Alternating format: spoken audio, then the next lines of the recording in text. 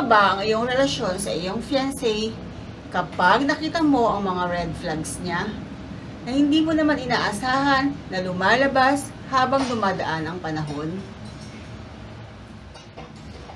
Hello guys! Welcome back again to my YouTube channel. So isang sulat na naman po ang aking ibabahagi sa inyo. Yan ang pinoproblema ngayon ni letter sender. Ano ba ang kanyang gagawin sa kanyang fiancé na unti-unting lumalabas yung mga red flag simula nang sila ay magsama bilang isang live-in partner? So ito ang kabuuan na sulat na kanyang pinadala na aking babasahin. Pasok!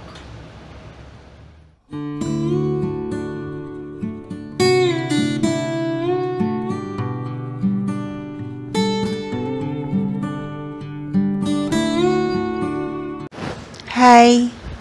Isa po akong breadwinner. Recently got engaged. As a breadwinner, normal naman, natutulong ka sa family mo, di ba? Tanggap ko yun, kasi nga mga kapatid ko naman sila. Isa akong call center agent at may 2 regular job. In short, halos 16 hours a day ako na naka-duty, plus may online selling paminsan-minsan. I'm earning 6 digits, pero laging kapos at need mangutang pa. Baka sabihin nyo, bakit ang laki na ng sahod ko? Kasi yung fiancé ko, 16,000 a month earner at baon sa utang. Tinanggap ko yung proposal niya kasi kampante ako sa kanya sa lahat ng naging partner ko. Siya lang yung nakakatulog ako ng maayos dahil alam kong di niya ako lolokohin. This year, nag-live-in na kami. Ang usapan namin, maghahati kami sa lahat ng expenses. Pero ang nangyayari, ako ang nagbabayad lahat ng utilities, pati minsan, pati na rin yung tinitirahan namin, ako na rin ang nagbabayad. Pinipilit ko siyang rumakit para mag-part-time, pero walang sipag sa buhay. Lagi nakaantay lamang sa sahod ko. Di ko maiwasan na masumbatan siya kasi nakakapagod naman talaga.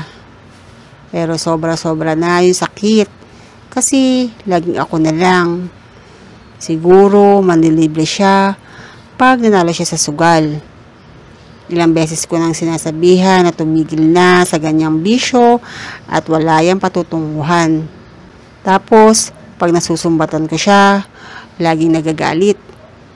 Take note, nanunumbat din siya at siya ang madalas nagpo-provoke sa akin para sumbatan ko rin siya.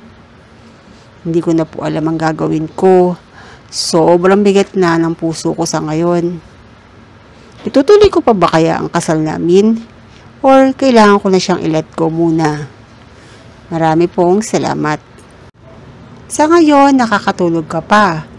Pero pagkasal na kayo at ikaw na nag-shoulder ng lahat ng utang niya, di ka na rin makakatulog ng maayos. Konting sipag ba at mababayaran mo din lahat ng utang niya. Pakasalan mo na, baka mapunta pa sa iba. At least, ikaw 6-digit earner. Mas afford mong bayaran ang kanyang utang. Maging wais sa pagpili ng mapapangasawa. Kahit mahirap lang, basta hindi pabigat, kaya ninyong umangat. Huwag puro kilig. Ang isipin mo ang magiging future ng inyong magiging anak. Ngayon pa lang, tingin ko mabigat na ang bagahe ang buhat-buhat mo. Bitawan mo na yan para gumaan ang buhay mo. Utang niya ang pakakasalan mo at utang din niya ang magiging conjugal property ninyo. Mas mainam pa na single ka at wala kang utang na iisipin o babayaran. Maipag-break ka na habang may oras pa, habang hindi pa kayo kasal. Siya yung mabigat na bagahe na at sa'yo, pababa. Kailangan mong isipin ang sarili mo, hindi puro kilig. Hindi dahil nakakatulog ka ngayon. Paano na pagkasal kayo? Sa tingin mo ba, makakatulog ka pa din na mahimbing kapag iisipin mo ang mga utang niya? Hindi talaga biro ang pagpasok sa isang relasyon. Kapag alam mo na hindi na magiging magandang kahihinatnan, tapusin na kaagad. Lalo na may bisyo pa pala siya. Walang magandang maidudulot ang sugal sa kahit na sino. Sabi nga nila, ang pagpili ng mapapangasawa ang pinaka-importanting desisyon na gagawin mo sa buhay mo. Kasi diyan depende ang magiging buhay mo sa hinaharap.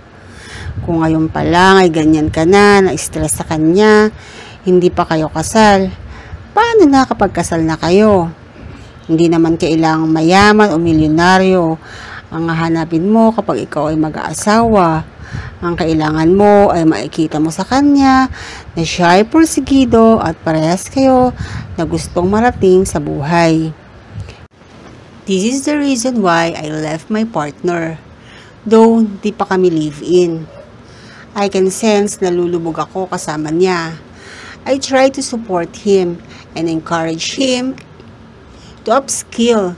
Kasi yung current na alam niya is part-time work lang.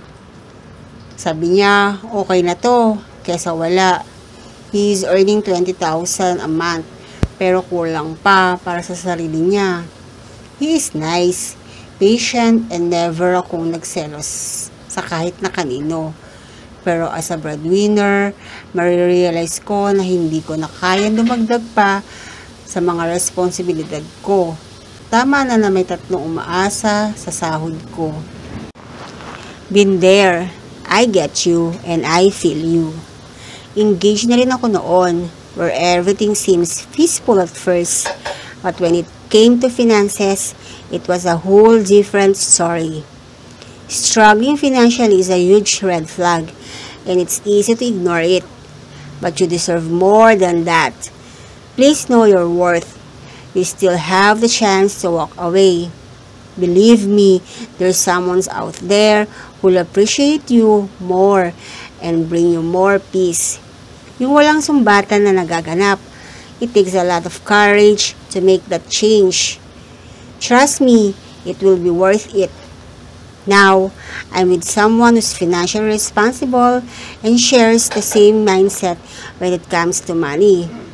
We're both in a good place and we never argue about finances. And let me tell you, the peace of mind he brings me is priceless. You deserve that too. I'm praying for you. God bless. Sabi nga nila, malalaman mo lang ang ugali ng isang tao kapag ito ay nakasama mo na sa iisang bahay. Tulad nitong letter sender, unti-unti niya natutuklasan ang ugali ng kanyang boyfriend. So, mahirap talaga na ituloy mo pa yung ganyang relasyon kung ikaw na rin naman ang nagsasabi na parang ayaw mo na parang gusto mo nang kumalas. So, habang maaga pa, ay magdesisyon ka na kung gusto mo pa bang ituloy ang iyong relasyon sa iyong fiancé. So, ang ma-advise ko lamang sa mga babae at lalaki dito na wala pang asawa o wala pang boyfriend, piliin ninyong mabuti ang inyong kikilalanin. Kilatisin ninyong mabuti ang kanyang pag-uugali dahil ang mga lalaki kadalasan ay sa simula lamang yan maayos. Sa simula lamang nagpapakita ng mga magagandang asal, pero pagdating ng panahon, kapag nahulog na ang iyong loob, ay doon nalalabas ang kanilang tunay na ugali. So hanggang dito na lamang po ang ating letter of the day. Maraming salamat ulit sa inyong patuloy na panonood. Thank you for watching. Bye. God bless.